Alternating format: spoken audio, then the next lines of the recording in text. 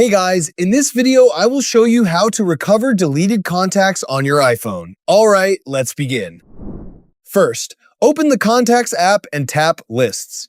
If you see a recently deleted or deleted contacts section, check there first and restore any contacts you need. If your contact isn't there, open Safari and go to iCloud.com. Sign in with your Apple ID, then open the menu and select Data Recovery.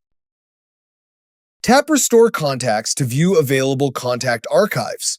Choose the backup from a date before the contact was deleted, then tap Restore. Keep in mind that restoring a contact archive replaces your current contact list on all devices with the selected version. Once the process finishes, refresh the Contacts app and check if the missing contact has returned. If the contact still doesn't appear, open Settings, tap your Apple ID, then go to iCloud. Make sure Contacts is turned on. If it's already enabled, turn it off and back on to force a sync with iCloud. So that's basically how you can recover deleted contacts on your iPhone. That's it for this video. Thanks!